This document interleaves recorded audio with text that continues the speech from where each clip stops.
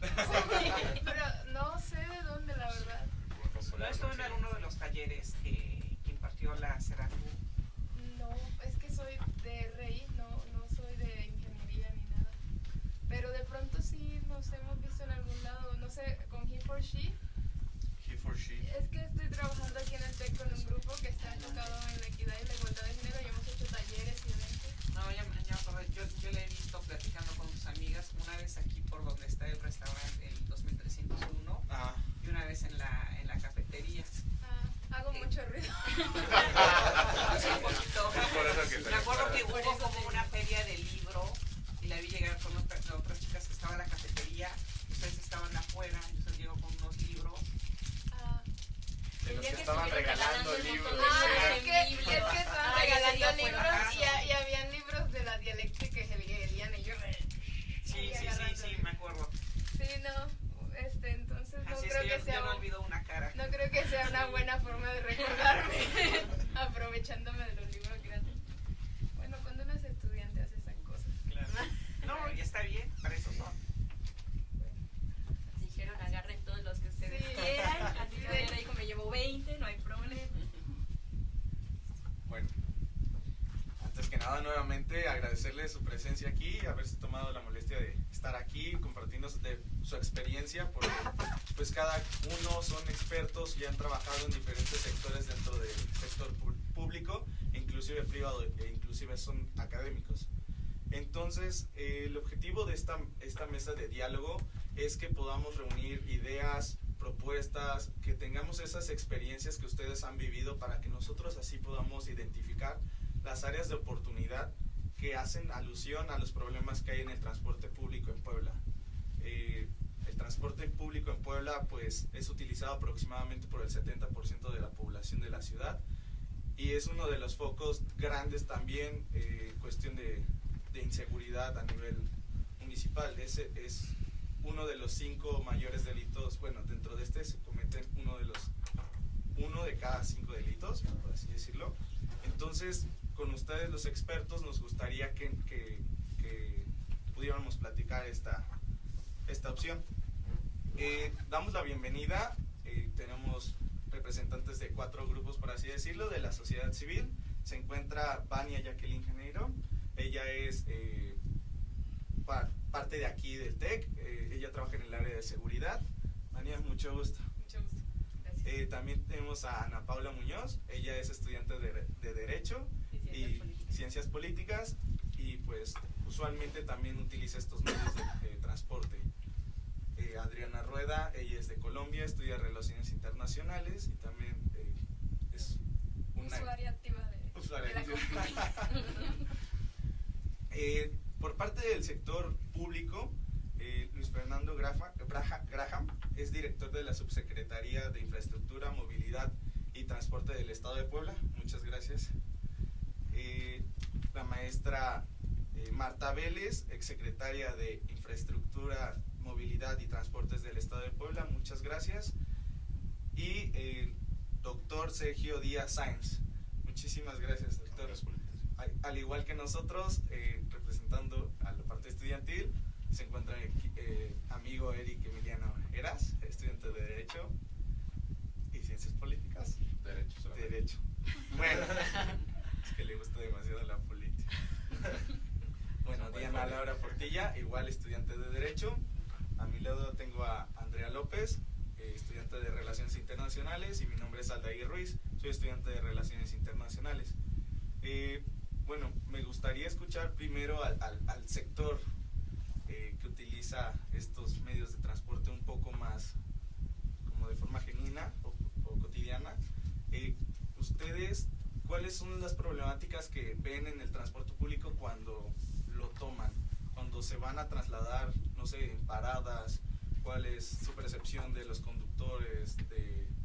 Como son mujeres, ¿qué les ha pasado también en estos tipos de transportes? Bueno, ya que me miran todos. No, bueno, yo sí veo varios problemas. Digo, solo llevo aquí en Puebla 3 años y a pesar de todo, sí se me hace que su sistema de transporte es como claro en cuanto a las rutas, como que los identifico y por lo menos de donde yo vengo no me sucede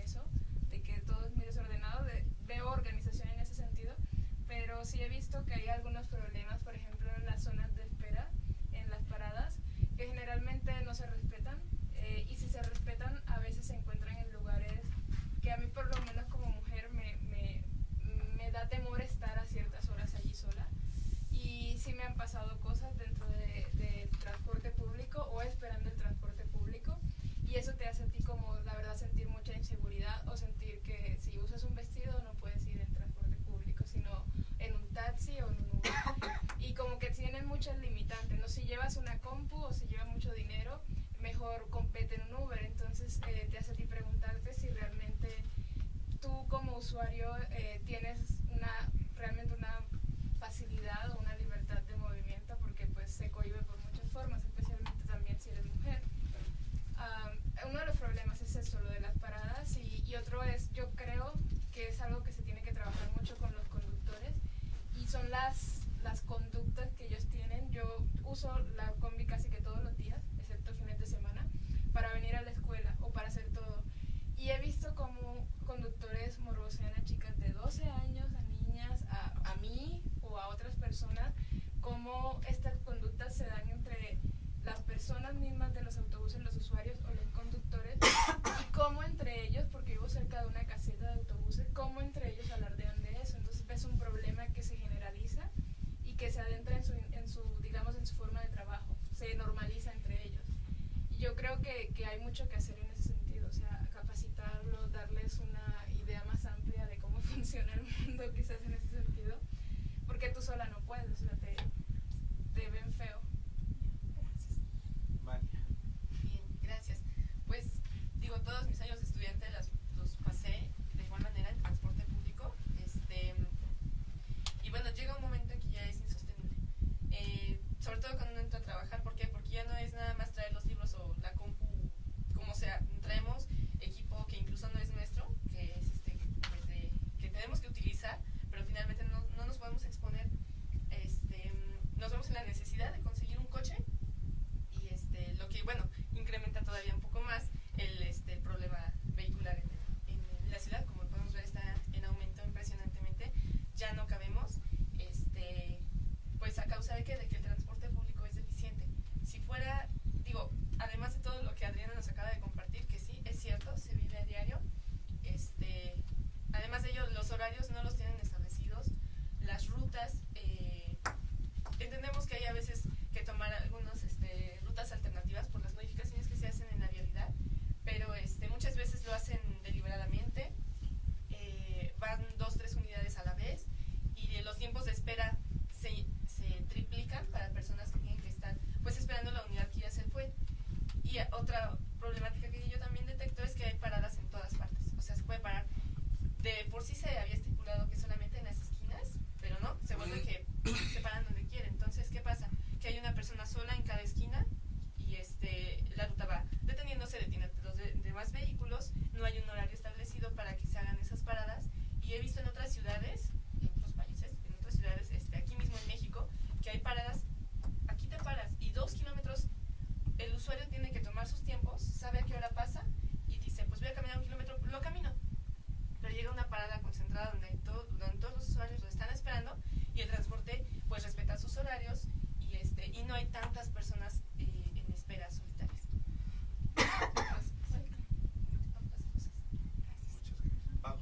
A mí me parece que el problema de la movilidad en Puebla viene desde la planeación, ¿no? Creo que tenemos totalmente invertida la pirámide de la movilidad. En lugar de que sea peatón,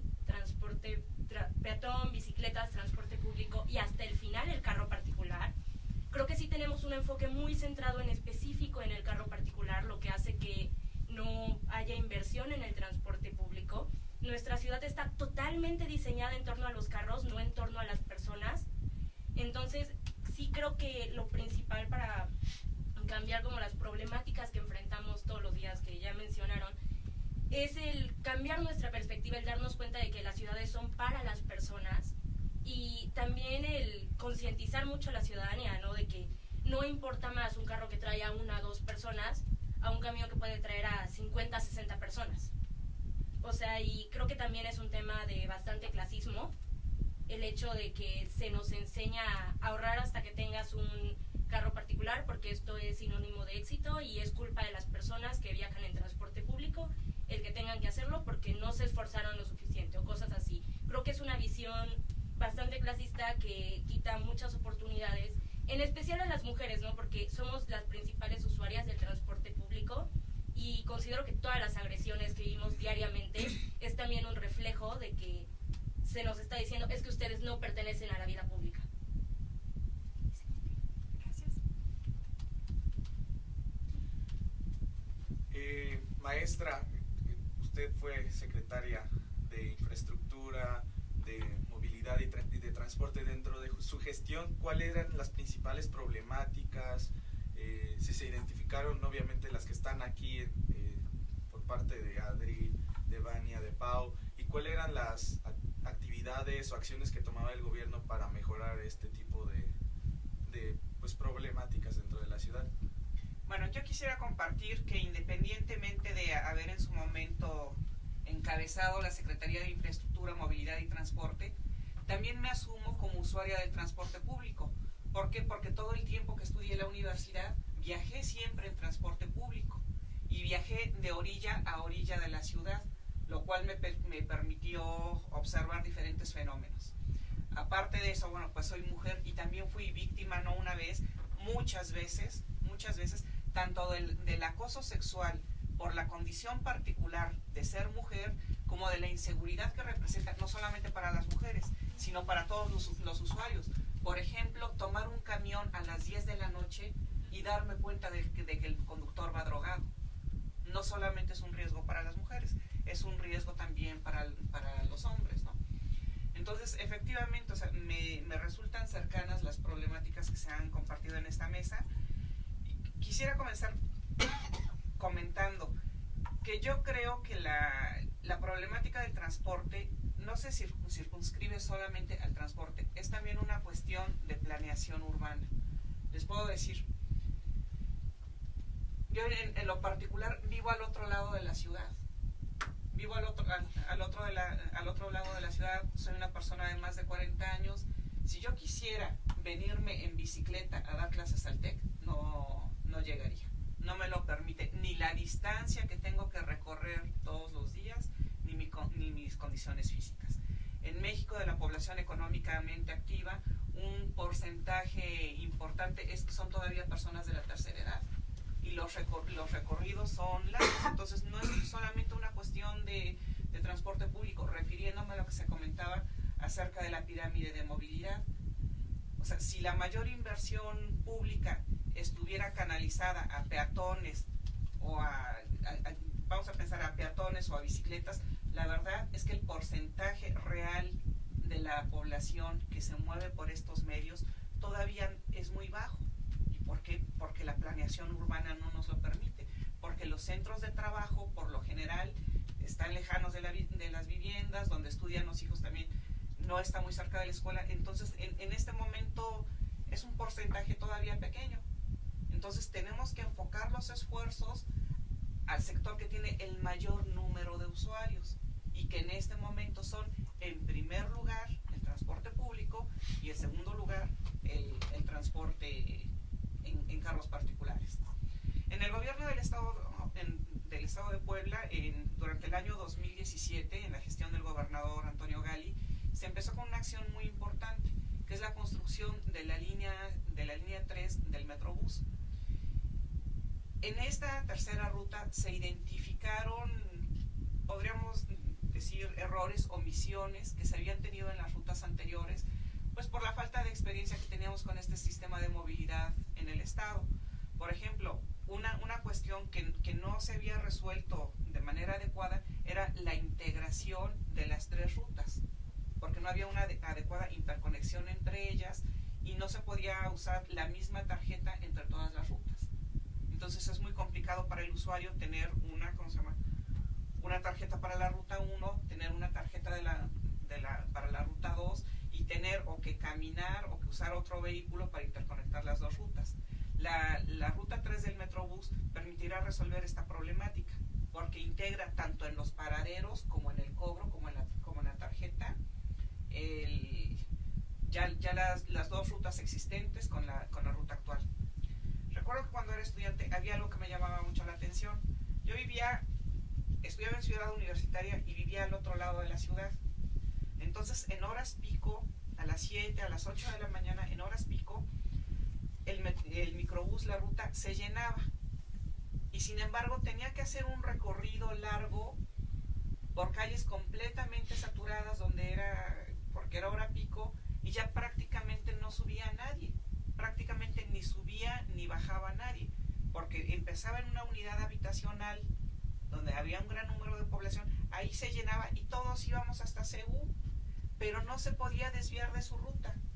Entonces yo siempre pensaba, debería haber rutas rápidas que se llene aquí y sale directito para Seúl, y que no se vaya por todas las callecitas, que se vaya por otra vialidad. Hasta tenía una ruta alterna, que era por Cadete Vicente Suárez, ya hasta había pensado, ¿no? ¿Por dónde debería irse la ruta rápida? La que va de origen a destino final. Y que se intercalaran otras rutas, que esas sí fueran haciendo paradas para la señora que no va hasta Seúl, sino que va al mercado, que va a puntos intermedios, ¿no? Entonces esa era una idea que tenía de joven, y creo que de manera certera esto se integró en el proyecto de la Ruta 3. Una innovación que tiene la Ruta 3 con respecto a las dos rutas anteriores es que tiene carriles de rebase. En la Ruta 3, en las rutas 1 y 2, sale una unidad, y la unidad que viene atrás se tiene que detener atrás de ella porque no hay otro carril, es un único carril confinado. Entonces en la Ruta 3 tendremos un carril adicional de rebase, y el plan es precisamente manejar este esquema, que en horas pico, en los momentos que determinen los estudios de tránsito, puedan salir rutas desde la CAPU, desde la central camionera hasta Ciudad Universitaria, de manera prácticamente directa, y que haya unidades intercaladas que vayan haciendo paradas. Y si una unidad está detenida, bueno, gracias al carril de rebase, el otro se puede seguir derechito hasta Seúl, o solamente hacer paradas intermedias, reduciendo de esta manera los tiempos de recorrido para el que va de principio a fin, y dejando sin embargo la alternativa para quien sí requiere paradas intermedias. Con esto lograremos un sistema más eficiente que pueda tener un mayor número de corridas, y parte de la idea es reducir el hacinamiento. Al tener un sistema de transporte más eficiente, con un mayor número de corridas, con menores tiempos de recorrido, reducimos el hacinamiento. El hacinamiento, desafortunadamente, desde mi punto de vista, es el principal cómplice del acoso sexual a las mujeres en el camión. Es mucho más fácil acosar a una mujer o abusar de algún modo de ella cuando el camión va lleno, y cuando el hombre se puede escudar fácilmente, pues es que venía muy lleno el camión y me empujaron. O inclusive la violencia, o sea, es más fácil robarse una cartera, es más fácil darle un navajazo a la bolsa que extraer la cartera cuando el camión viene lleno, que cuando estamos viajando en condiciones adecuadas. Entonces creo que esta ha sido una de las acciones fundamentales emprendidas por el gobierno del estado para mejorar la movilidad en la zona metropolitana de Puebla. Muchas gracias, maestra. Doctor Sergio, desde su perspectiva académica, desde su experiencia laboral, ¿qué es lo que usted identifica que son uno de los principales problemas para poder detener esta inseguridad y violencia en el transporte público? Porque también hay que entender que no solo es la inseguridad en cuestión de género sexual, sino también lo que comentaba la maestra, que muchas veces los choferes van drogados o están tomados o no están 100% en son cómplices de los delincuentes. Exacto. Ese es el tema. E inclusive muchas unidades o líneas de transporte público no tienen seguros. Sí, gracias por la invitación. Antes que nada, creo que todos los que estamos en la mesa hemos utilizado el transporte público en algún momento. Yo igual, desde muy pequeño, desde los 11 años, estoy en el transporte público, usándolo cotidianamente, de los camiones verdes, ¿no? Analco, y de ahí pasamos a microbuses, y pasamos... Les hago un pequeño recorrido de Puebla, ¿no? Donde la ruta más importante era la ruta 10 y la ruta 7A. Y ahí, haciendo ahorita una remembranza, un pequeño back de lo de este tema, entiendes que el transporte público es uno de los servicios tan importantes en una ciudadanía que fija la calidad de vida del propio ciudadano. Así es. Podemos tener, y hemos visto, televisión, los que hemos tenido la fortuna de viajar, el subirte a transportes públicos donde realmente la calidad de la gente lo utiliza por seguridad, por comodidad, por eficacia en las rutas y por algunos otros factores que pueden englobar, ¿no? Yo considero que lo que hoy día Puebla ha tratado de evolucionar en estos temas, porque al evolucionar mediante un sistema de transporte y de movilidad, que era un término que movilidad ni siquiera se utilizaba, solamente era la idea del transporte como servicio público. La movilidad trasciende más allá de un transporte público, trasciende en el hecho de darle precisamente una certeza, una calidad a todas las personas que utilizan este servicio, para el efecto de poderse trasladar a diversos lugares.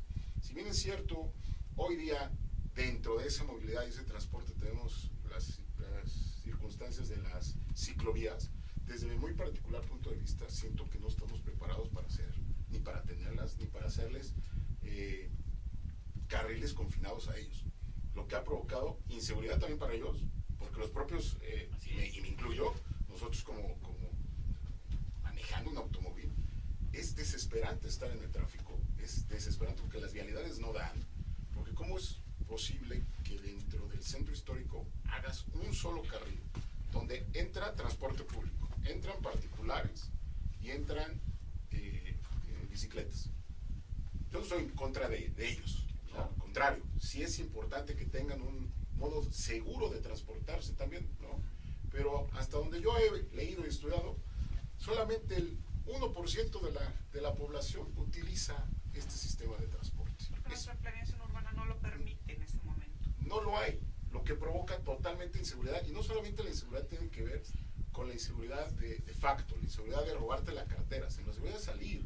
Si tú le preguntas a las personas que andan en bicicleta, dicen, pues sí, ya tengo mi carril, pero no hay educación vial, no hay infraestructura para el efecto de que realmente estén iluminadas, no hay certeza también en el transporte público que tenga la educación de respetar al motociclista, al que anda en bicicleta, incluso, como lo comentaba Ana Paula, con las propias personas de pie, ¿no?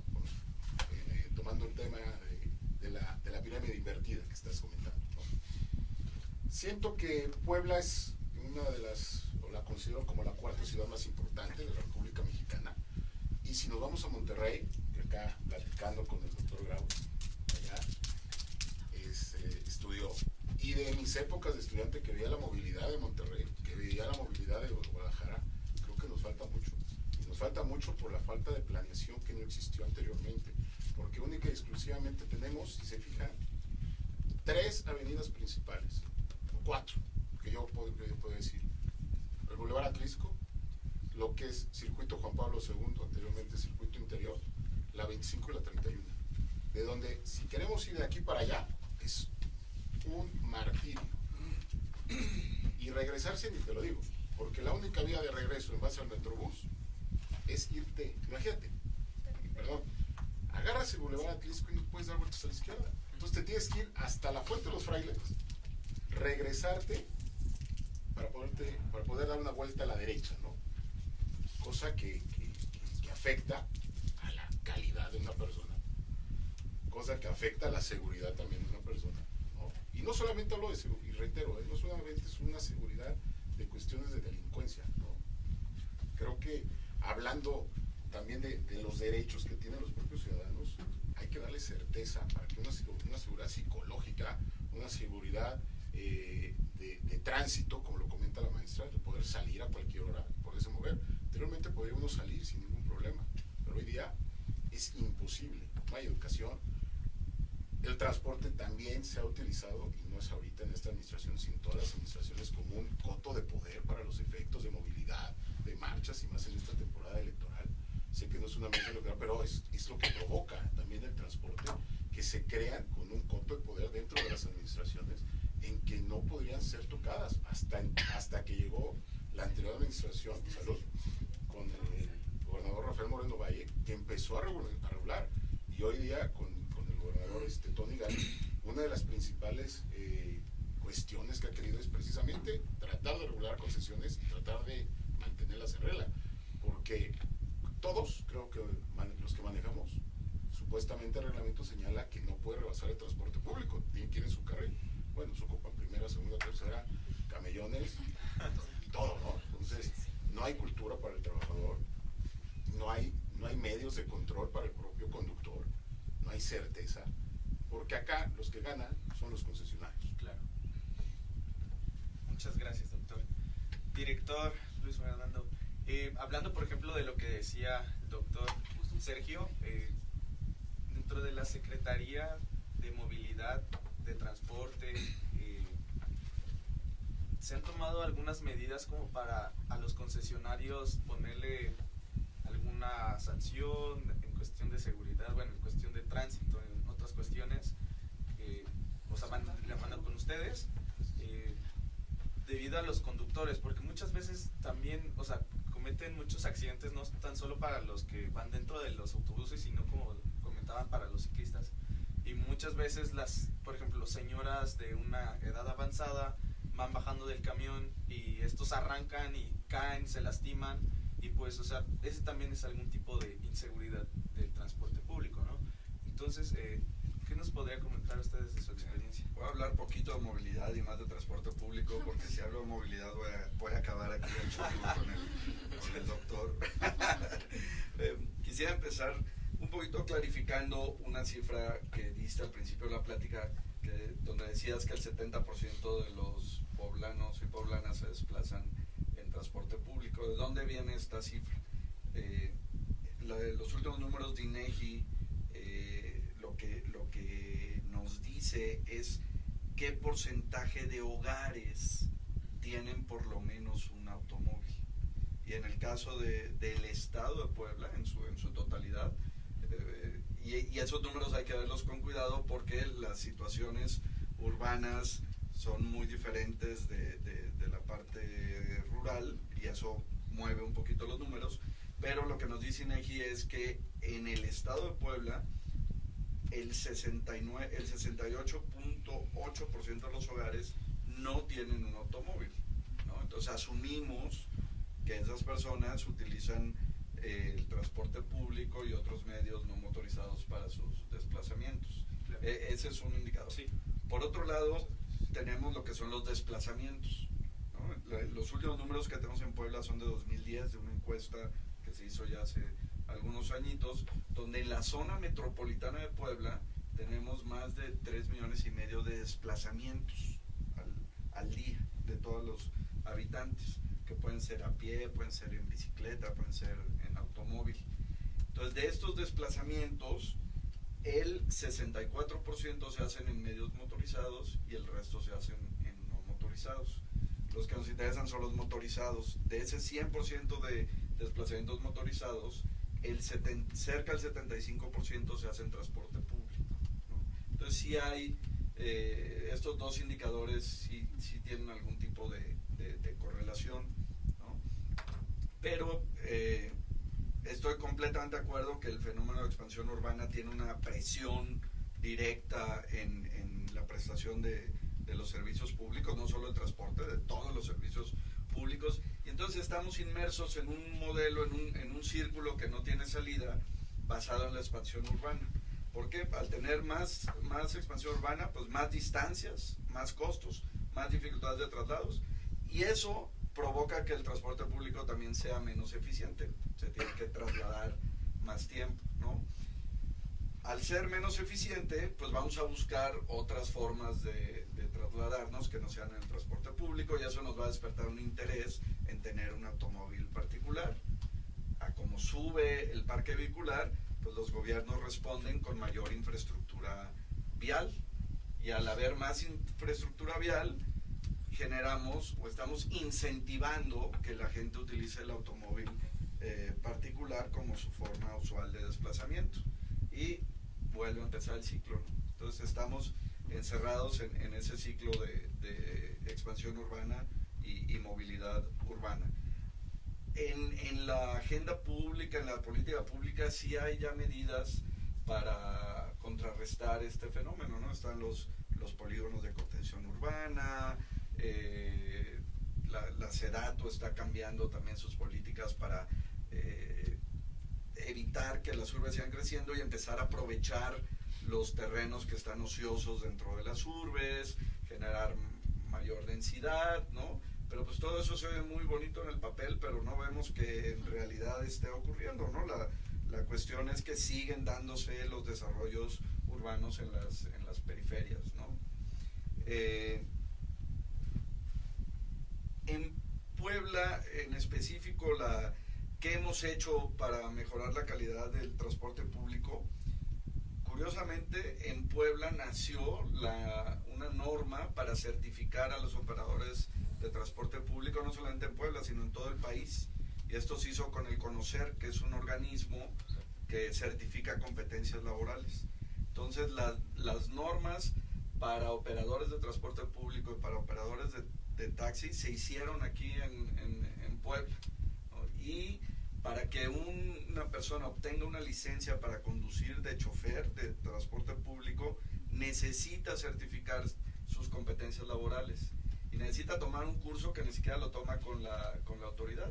Hay 3 organismos que dan estas capacitaciones, es la OPAEP, es el ICATEP, que bueno, ese sí es un organismo público, y hasta que nos demuestran a nosotros que tienen esa certificación, es que se les otorga una licencia para conducir, que la requieren para ser operadores de transporte público, ¿no?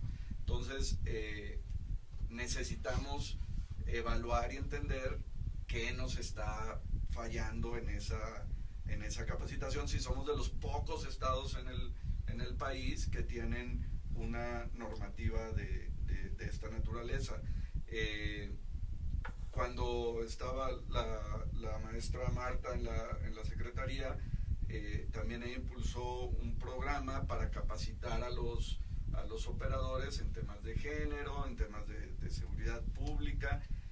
Desafortunadamente, pues ahí vamos poquito a poco, ¿no? Actualmente cada mes juntamos a un grupo de operadores en la secretaría y se les da una capacitación integral en género, en seguridad pública y en movilidad urbana, y se les sube a los camiones para que vean lo que siente la gente cuando va ahí, se les sube en bicicleta y se les pasa el camión al ladito para que sientan lo que siente el ciclista, pero para que lleguemos al 100% de cobertura de todos los operadores públicos del estado, pues nos vamos a llevar 3, 4 años, ¿no?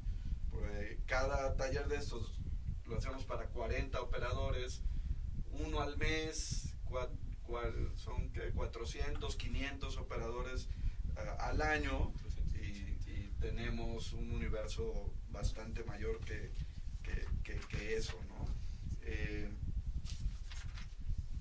Algo importantísimo que tienen que tener en cuenta para su estudio es el modelo de negocio detrás del transporte público, ¿no?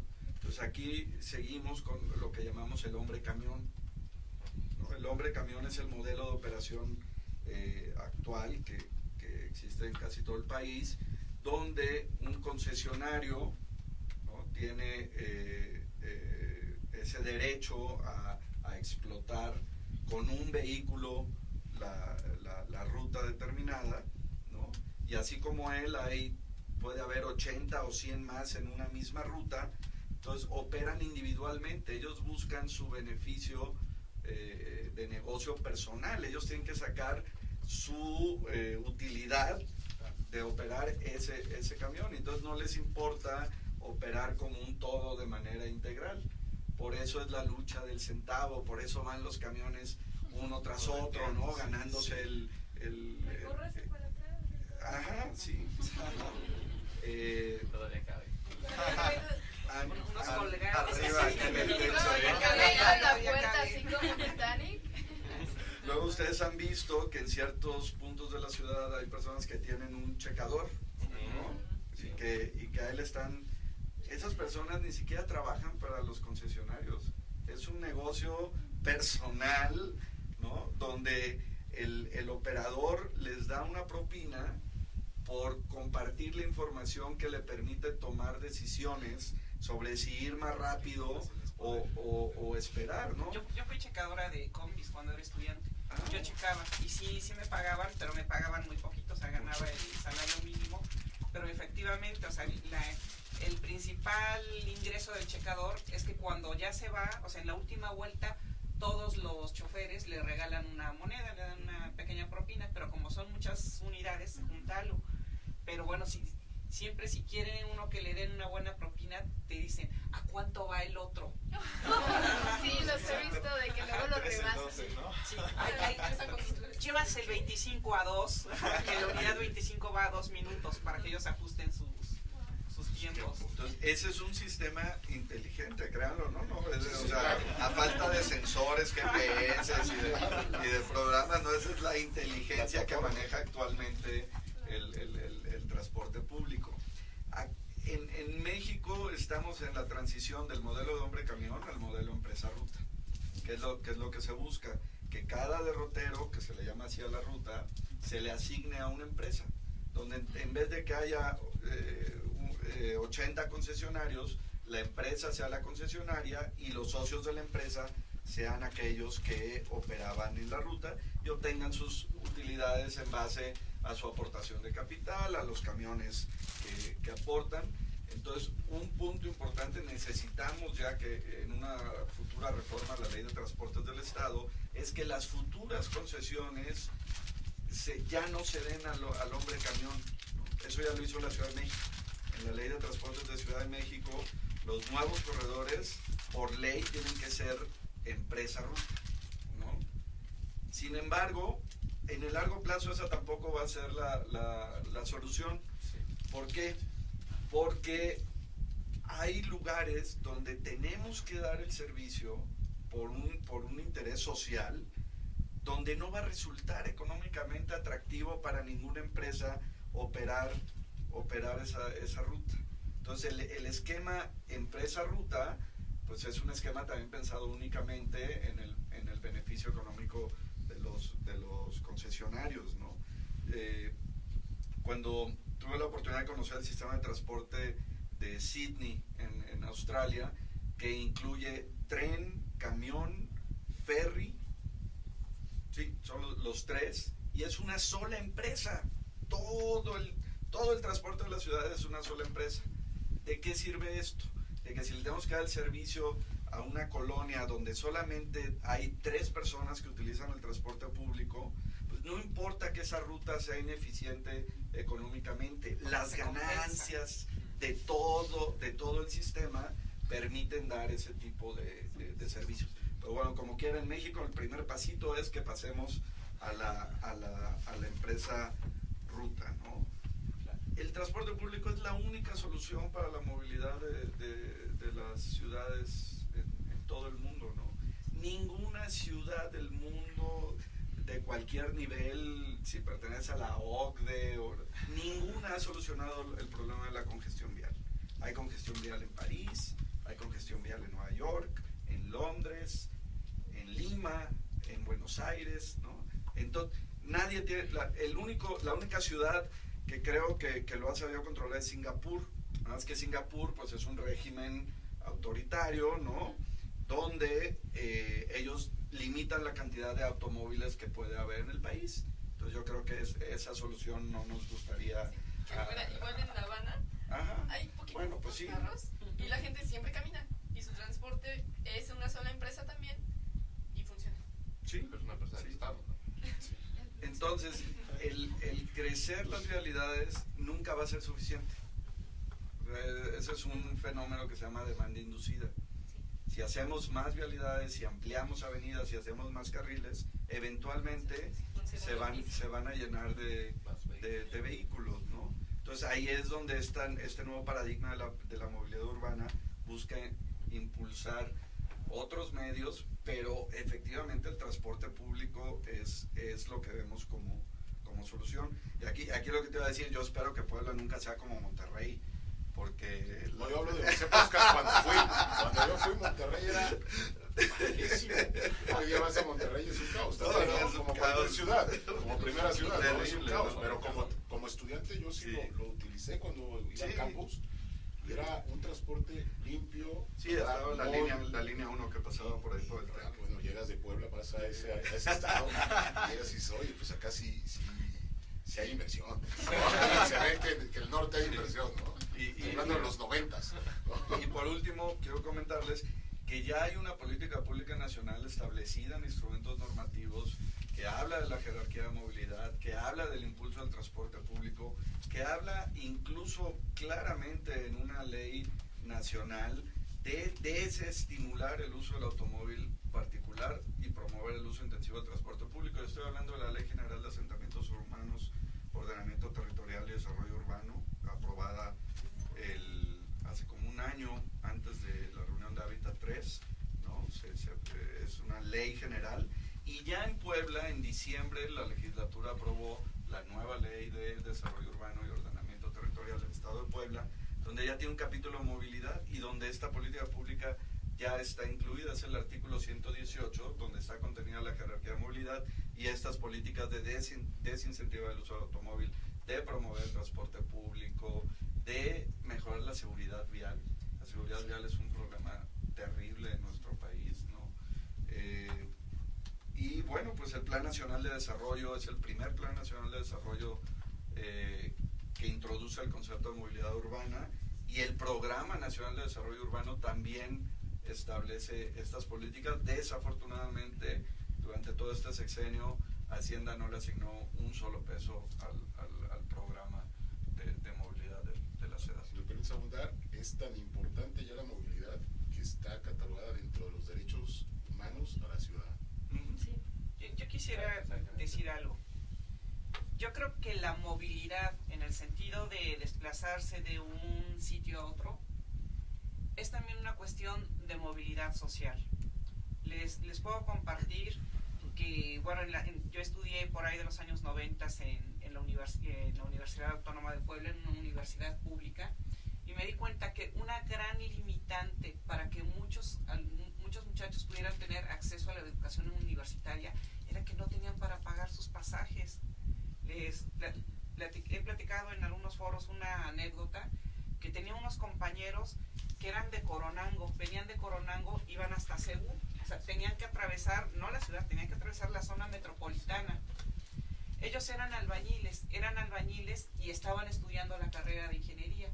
Entonces su ingreso no les alcanzaba para pagar 2 camiones de venida y 2 camiones de regreso. Entonces entre los dos se asociaron y compraron una bicicleta, y uno manejaba de venida y otro manejaba de regreso, y un día los atropellaron. Afortunadamente no les pasó nada, ¿no? Digo, dentro de los pocos usuarios que tengan y dentro de las críticas que ha recibido el proyecto, por ejemplo, la ciclovía que va por Periférico va a terminar hasta Cebú. Mis amigos hubieran estado felices de que en ese momento existiera esa ciclovía, porque era precisamente la ruta que ellos seguían. Yo la usé ayer y me gustó. Me fui a la Universidad de Anáhuac a Cruz del Sur en bicicleta y utilicé la de Periférico. Y siempre he dicho que los veamos como son nuestras autopistas para bicicleta. Ahora nos falta hacer la red interconecte todo eso. Exactamente. Sí, yo también lo veo así. O sea, estas ciclovías que han sido muy criticadas por el hecho de ser elevadas, estas son las arterias para los ciclistas, son las arterias viales para los ciclistas. Tendremos que avanzar tejiendo una red que permita una buena intercomunicación entre ellos, ¿no? Pero lo que quiero decir en términos generales es que resolver el problema de movilidad urbana, es también al mismo tiempo mejorar las condiciones de movilidad social. Al mejorar la movilidad urbana, le estamos dando acceso a la población a la educación, a los servicios básicos, a la salud. La señora que lleva a los hijos a la escuela en bicicleta. Hay un caso muy dramático que tal vez lo vieron en los medios. Una señora que iba en el acotamiento de la autopista México-Puebla y llevaba a sus 2 hijos en bicicleta, y de repente un tráiler se orilla de más y se los lleva, y se muere la señora y sus 2 hijos. Y de repente alguien decía, ahí cuando estaban dando el reporte en las noticias, porque fue a las 7 y tantos de la mañana, precisamente la señora iba a la escuela, y alguien decía, pero ¿por qué la señora iba en la autopista? O sea, ¿por qué iba en bicicleta con sus hijos por la autopista? Porque como el sistema en general de las rutas de transporte en la ciudad no son muy buenos y no conectan a las zonas industriales, fíjense, los parques industriales los tenemos en el norte de la ciudad. Tenemos el Parque Industrial Resurrección, Puebla 2000, Chachapa. Los parques industriales los tenemos en el norte de la ciudad. ¿Y para dónde ha crecido la ciudad? Para el sur. El trabajo está aquí y el desarrollo urbano está al otro lado del área metropolitana, ¿no? Entonces decía la gente, bueno, ¿por qué la señora se metió a la autopista en bicicleta? Sí, porque iba ella con sus 2 hijas. son 3 pasajes. Y como la zona de la autopista no está bien comunicada, para acceder a los servicios hay que pagar doble pasaje. Entonces, 6 pasajes para llegar y 6 pasajes para regresarse, 18 pesos. Casi 100 pesos. ¿Cuánto es el salario mínimo? 90 y tantos. O sea, la señora, pues, ¿por qué lo hacía la señora? Pues por necesidad, porque no tenía otra manera de llevar a sus hijos. Entonces, resolver el problema del transporte público es una estrategia, es una política pública para igualar oportunidades, para darle a la población acceso a la educación, a la salud, al trabajo y permitirle que por su propio esfuerzo se supere y tenga también una movilidad social.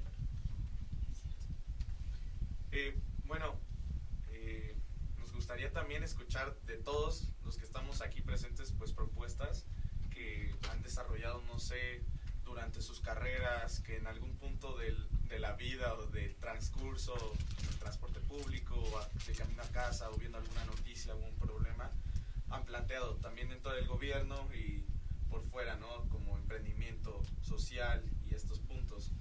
Entonces, Eric, Perdón. Y más que nada tomando en cuenta como lo que se ha hablado, ¿no? Que es esa barrera económica que vemos en los estudiantes y en la sociedad en general, ¿no?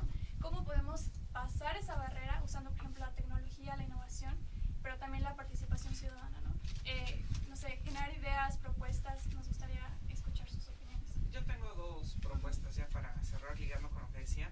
Uno son los vagones rosas y las unidades rosas, que dentro del Metrobús, y en algún momento cuando era secretaria lo planteé con carreteras de cuota, porque la operación, no la construcción, la operación de las líneas de ruta no corresponden a la Secretaría de Infraestructura, sino a carreteras de cuota.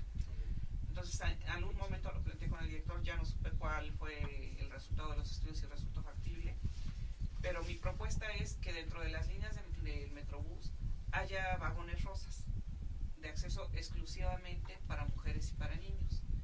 Y creo que también dentro de las unidades de transporte, cuando menos en horas pico, si no se puede de manera permanente, cuando menos en horas pico y después tal vez de las 8 o 9 de la noche, algunos autobuses se habilitaron con una etiqueta autobús rosa, únicamente para el uso de mujeres. Yo creo que esto que esto ayudaría no solamente a bajar el acoso sexual, sino que también a ver un asaltante que se suba a un camión donde van puros hombres, la pensaría más. Esa es una propuesta, vagones y unidades rosas. Y la otra propuesta es lo que les platicaba, ¿no? Que observaba cuando era estudiante, las rutas rápidas, que ya se está implementando en la ruta 3 mediante los carriles de rebase, pero que no solamente en la ruta 3, sino que en general en el transporte público. Por ejemplo, la ruta 10, que es una de las más demandadas en la ciudad de Puebla, que periódicamente, a lo mejor cada 15 minutos, saliera una unidad directito y que ni siquiera la manden por la misma ruta ordinaria para que no vaya congestionando, que se vaya por otra vialidad menos congestionada, pero que se vaya directito, ya sin detenerse hasta CEU. Y que al mismo tiempo, a lo mejor la ruta rápida sale cada 15 minutos y la ruta normal, esa sí sale cada 3, cada 5, de acuerdo a cómo estén los tiempos normales de la ruta, haciendo todas las paradas. Esas son mis propuestas. De hecho, por ejemplo, lo de vagón rosa creo que se está implementando ahorita, pero han tenido algunos problemas porque los hombres no respetan esto, porque no ven los señalamientos o supuestamente no están enterados. Entonces eso es un tema que también habría que ver, ¿no? Como la educación. Hacerlo respetar. La educación, por ejemplo, por parte de la familia, pero también de las escuelas, porque también siento que es un problema dentro de las escuelas. Por ejemplo, tú vas en una escuela pública y normalmente tienes que agarrar un camión para llegar a tu casa. ¿Y qué pasa si no sabes las normas de civiles, éticas o de transporte? Pues básicamente vas a empezar a destruir las unidades, porque yo lo he visto, o sea, lo vi en mi adolescencia, por así decirlo, que mis compañeros lo hacían. Entonces, o sea, a partir de ahí tenemos que empezar a cambiar, y una propuesta, por ejemplo, perdón que te la palabra, sería comenzar primero con un plan de educación, o sea, en ese punto específico, como educación vial, por lo que decía, cívica y ética, o sea, enfocarse más, porque, o sea, no solo es la educación para esto, sino también es la educación para evitar corrupción, porque también lo que decía, muchas veces los choferes son parte de esto. Así es. Entonces, a partir de este tipo de educación podemos evitar muchas cosas y también podemos desarrollar otro sentido y otra visión por parte de los jóvenes, porque ahorita somos demasiados y dentro de unos años van a ser aún más. Entonces, pues esa sería una propuesta por parte mía, desarrollar un plan de educación en escuelas, por ejemplo, Desde las secundarias. Desde las secundarias. Desde secundarias. O sea, por ejemplo, en Colombia, o sea, ahorita por esto del proceso de paz, en la escuela te dan clases de paz o algo así, como si la paz se aprendiera así como en la escuela de repente. Pero también yo me acuerdo que yo llevaba unas clases que se llamaban clases de ciudadanía o algo así, y te enseñaban las normas de tránsito, y luego cuando tú tienes que sacar tu licencia también tienes que ver todas las señales y aprendértelas de memoria, como reforzar más eso, porque a veces la gente no sabe ni qué significa esto de se da el paso, es como un triángulo y ya.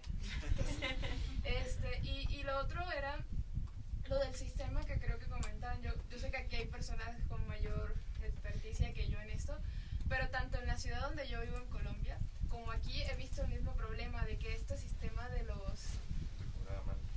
del tiempo. O sea, veo como los choferes así se orillan desde el otro lado de la carretera hasta acá para llegar a tiempo y tú vas casi que saliéndote por la ventana, o sea, y también cómo funciona este sistema dentro de las concesiones, creo que de cierto modo tampoco les puedo culpar, porque sí es un trabajo en donde es muy demandante y la ganancia es muy poca y ellos tienen que hacer lo que más puedan para ganar más. Entonces como de ahí hay algo que se tiene que reestructurar, ¿no? La manera en cómo hacen su salario, porque pues yo sí puedo decir, sí, es que nos aprisionan, nos ponen a mucha gente ahí y manejan muy mal, pero también tengo que entender que él necesita hacer un salario y ese sistema quizás es el que también demanda eso de que meta mucha gente, que vaya muy rápido, que no te quiera dar la parada porque ya va tarde, y ya me ha pasado entonces esas cosas, ¿no? Del sistema de cómo ganan. Amigo, ¿tú qué eres? Bueno, creo que un tema que no se ha tocado mucho es el tema tecnológico y me agradaría saber, bueno, yo tengo entendido que las rutas todas tienen pantallas de televisión adentro, casi todos a los que me han subido. Cámaras de seguridad. No, y tienen pantallas de televisión y pasan de repente programas y música y videos más que nada.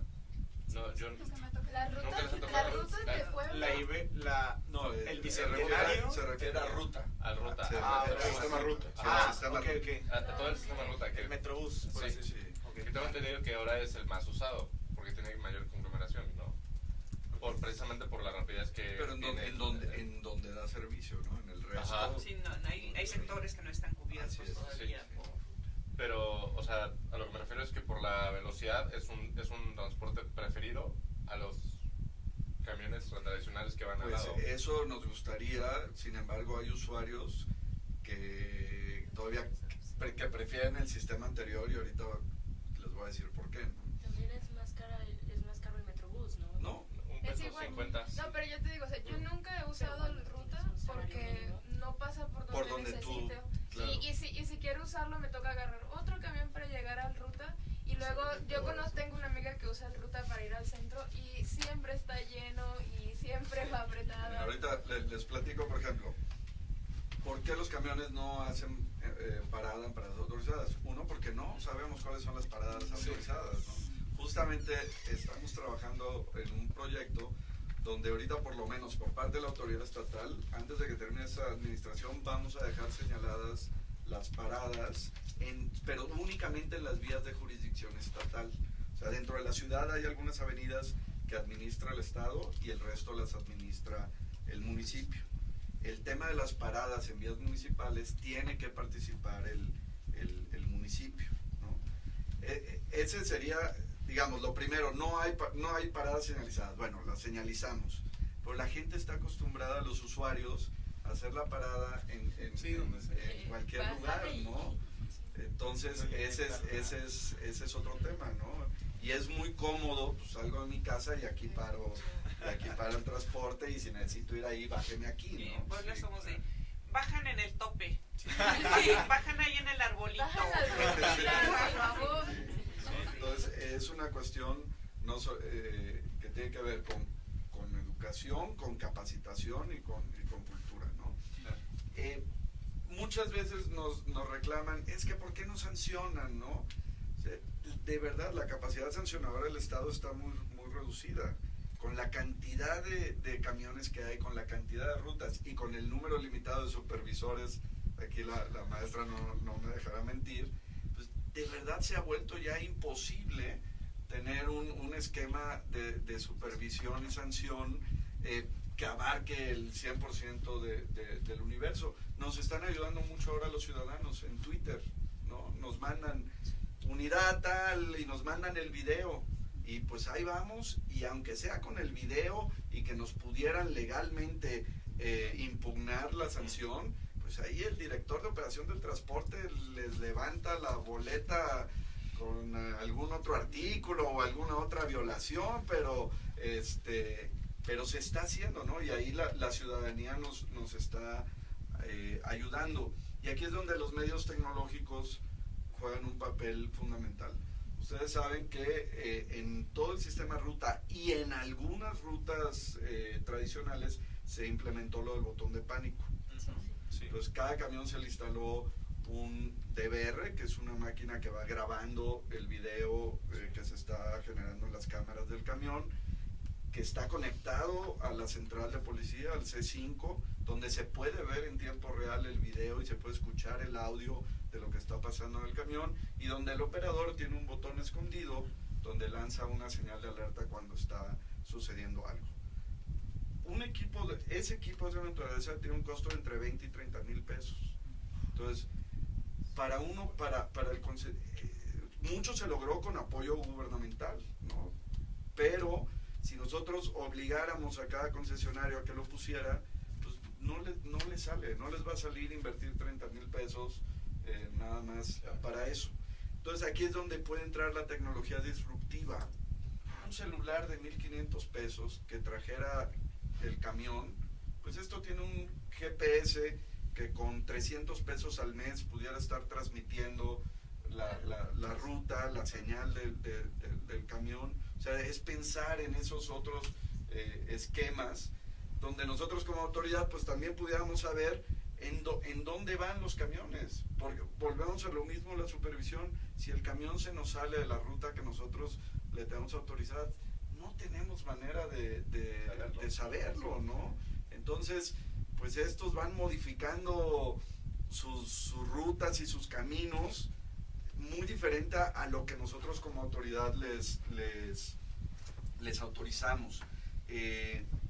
Con esta tecnología también se pudiera hacer pago electrónico. Imagínense que ustedes bajaran una aplicación, llegaran al camión y en vez de estar centaveando ahí, pues con el mismo celular pudieran pagar, aunque no sería, o sea, no todos tienen. Así es, ¿no? eso es muy importante, Sí. porque no toda la población tiene acceso a un smartphone, Sí.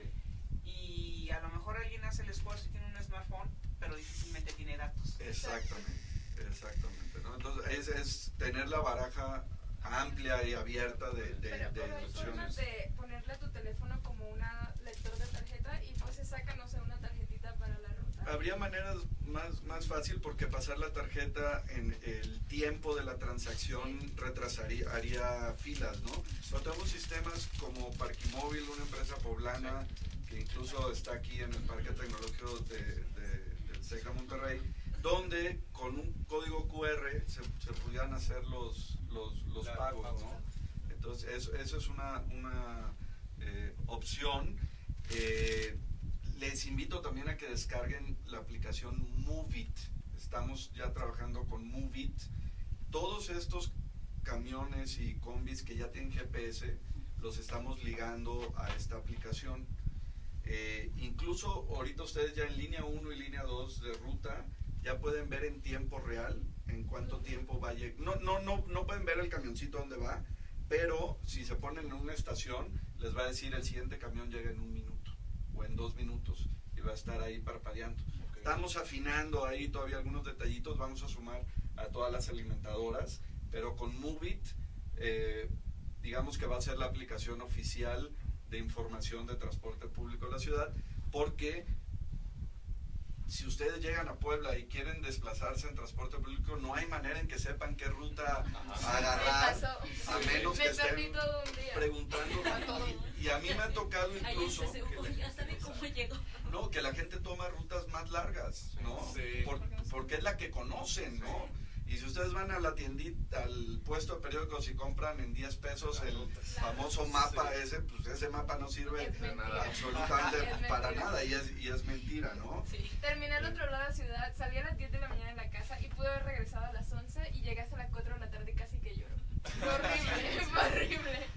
Y fotomultas exclusivas para el transporte público. También es un programa que estamos trabajando, no con equipos fijos, sino con equipos móviles y van a ser exclusivamente para transporte público, ¿no? Entonces son algunos proyectos. Y la otra cosa es que las licencias en México pues es como ir a comprar sabritas, ¿no? Mientras tengas dinero, puedes comprar tu licencia para conducir, ¿no? Es necesario. Hemos estado luchando desde la sociedad civil y con algunos grupos para pasar una ley nacional de seguridad vial donde se homologue el proceso para obtención de una licencia con examen teórico, con examen práctico. Nos hemos dado con pared en el Congreso de la Unión por cuestiones de que ellos hablan de que no puede ser una ley nacional por competencias y cuestiones constitucionales, pero pues ahí está en el tintero la Ley Nacional de Seguridad Vial y pues ojalá se pueda hacer en un futuro. Otro aspecto importante que se impulsó en la Secretaría de Infraestructura a través de la Subsecretaría de Movilidad, que es a la cual está adscrita el licenciado Graham, son los análisis toxicológicos. La Secretaría de Infraestructura tiene la facultad de realizar, o sea, sin previo aviso, análisis toxicológicos a los conductores, pues para detectar, ¿no? Les digo, es horrible subirse a las 10 de la mañana, a las 10 de la noche y darse cuenta de que el conductor va drogado.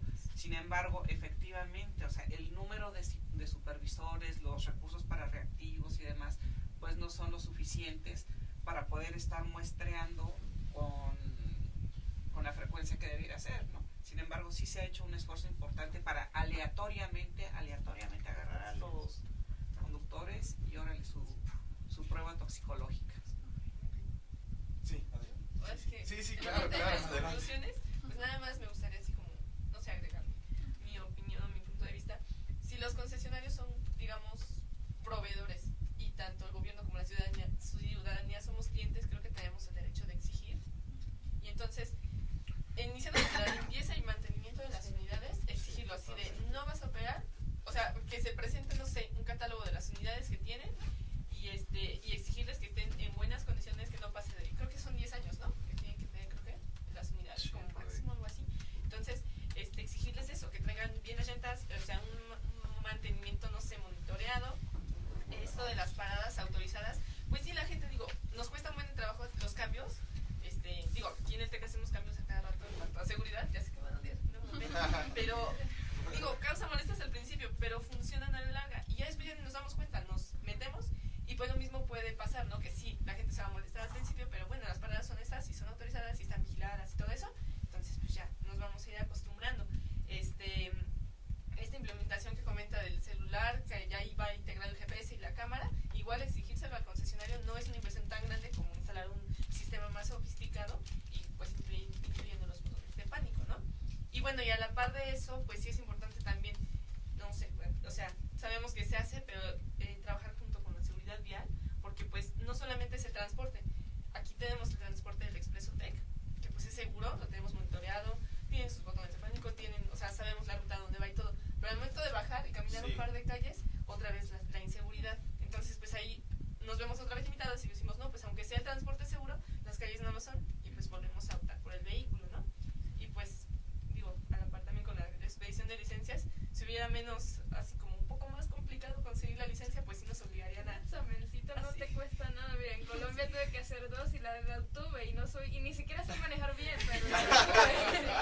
pasamos a Aquí en Puebla los conductores de transporte público Ajá, sí ellos pasan sí pasan. todo un Sí. proceso. Pero lo de los... de Los los Ajá, Ajá, pero sí. en el vehículo particular, o Sí. sea, yo soy de Veracruz y el único examen es de la vista. Y Sí. llegué Eso a, era lo que y me llegué iba a a- ver. llegué a tra- Sí. llegué a tramitar mi licencia y la señora solo me dijo, sí vas a usar los lentes mientras manejes, ¿no? Y yo, sí, El dedito. perfecto, aprobada. Y hubo otro señor que dijo, es que no traigo mis lentes, pero le juro que veo. Y la señora, suena cierto. Y así las licencias como pan caliente. Sí, entonces hay un Claro, montón de te veo, conductores. aquí está su credencial. No, de hecho, Ahí está la cámara y el señor. parece gracioso, pero mi licencia de conducir de Colombia dice literal, conducir con lentes. Y si yo voy en la carretera y digo, no tengo lentes de contacto, demuéstrenmelo. Aquí dice con lentes. Y no puedo manejar sin lentes yo en ningún lado del mundo, aparentemente. Es igual acá. Acá lentes. Acá paras dicen, aquí dice lentes, los tres puntos. Sí, me multan. Sí. Sí, de hecho, manejo muy mal. Por eso ya no manejo. Por eso no manejo. Qué bueno que usas transporte público. Por eso vamos a entrar por el bien de la Yo sociedad. tengo una pregunta. ¿En algún momento se planteó la creación de un metro? ¿Un sistema metro? Sí, Como en lugar de metrobús. Subterráneos. Sí. Como lo tiene la ciudad de Guadalajara, como lo tiene... La maestra es la experta en decirnos las Monterrey. condiciones que tenemos en la ciudad para el metro. Es que pues, yo me refiero porque pues no es pensando en el problema actual, que normalmente los gobiernos piensan en resolver los problemas de momento, más que nada porque eso es su trabajo inmediato, pero algo que se les ha olvidado a los gobiernos últimamente es la planificación a futuro, cosa que hemos visto porque la planeación urbana de años anteriores para ahora pues fue tan mal hecha que ahorita estamos teniendo que realizar esfuerzos impresionantes para poder arreglar aquellos problemas, ¿no? Y vamos lento. Mucha gente habla del metro para Puebla, sin embargo el sistema ruta es resultado de un estudio de planeación de oferta y demanda, y por cada kilómetro que tú puedes construir de metro, puedes hacer 10 de un BRT. Entonces, al analizar esas variables, en Puebla se determinó que en base a la demanda de transporte público, el BRT era una opción mucho más viable que la del metro elevado subterráneo, y los términos geológicos y demás. Perdón, de hecho la posibilidad sí la analizamos, les comparto que no en el sexenio del gobernador Moreno Valle, sino en el sexenio anterior yo fui jefa del Departamento de Estudios y Proyectos. Entonces, alguna vez tuvimos un acercamiento un tanto informal con la gente que en ese momento estaba haciendo la ampliación del metro de Monterrey para analizar de manera preliminar, ¿no?, la factibilidad de hacer un metro en Puebla. Quiero comentarles, por ejemplo, es un dato rápido que encontré aquí, la línea 3 del tren ligero de Guadalajara en septiembre de 2017 estaba calculada en 17.692 millones de pesos. Ya ha seguido subiendo el costo. Si no mal recuerdo, en este momento está arriba de los 20.000. El segundo piso de la autopista México-Puebla anda por ahí alrededor de los 10.000. ¿Qué quiero decir con esto? Es extraordinariamente caro. O sea, es una inversión muy, muy fuerte que difícilmente tienen la capacidad gobiernos estatales, sino que son proyectos ya más bien del orden federal por la gran inversión que requieren. Ahora, en Puebla tenemos un problema pues con toda nuestra zona histórica, que las excavaciones pues no están tan fáciles porque pudieran dañar el patrimonio. ¿Qué quiero decir? No quiero decir con esto que no se puede hacer. Claro que sí se puede hacer. Si abajo del Palacio de Bellas Artes se hizo un estacionamiento, pues claro que sí se puede hacer. ¿Cuál es la limitante? El costo que implica, ¿no? No está dentro de los alcances de un gobierno estatal. O al menos no del Estado de Puebla. Al menos no del gobierno del Estado de Puebla. Pero el tren ligero de Guadalajara tampoco lo está haciendo el gobierno De del Jalisco, Estado. lo hizo Es un la gobierno, es Federación. un proyecto federal. Sería interesante ver si el siguiente gobierno quiere aventarse un proyecto del metro. Pero necesitas necesitas la demanda. También necesitas la Yo creo que demanda sí hay. Yo creo que demanda sí hay. Pero, o sea, es hacer es una inversión igual al doble del segundo piso de la autopista México. Creo que se podrían hacer algunas otras cosas antes del metro. Yo sé, el Se metro podrían es lo que hacer, estamos haciendo. como lo comentaba la maestra, pues hacer las conexiones, que eso es muy importante, Claro. precisamente para dar movilidad, si se lo permiten, para ese efecto de que las propias personas con una sola ruta, que es el tema metro, pero nada más que en vez de arriba, abajo, va arriba, haga una Así es. conexión con las tres y se pueda deambular de un lado a otro, ¿no? Y abundando en la pregunta de Aldair, para una mejora, como ya lo comentaba nuestro Rafa, hacer un poco más de publicidad al efecto de por dónde pasan las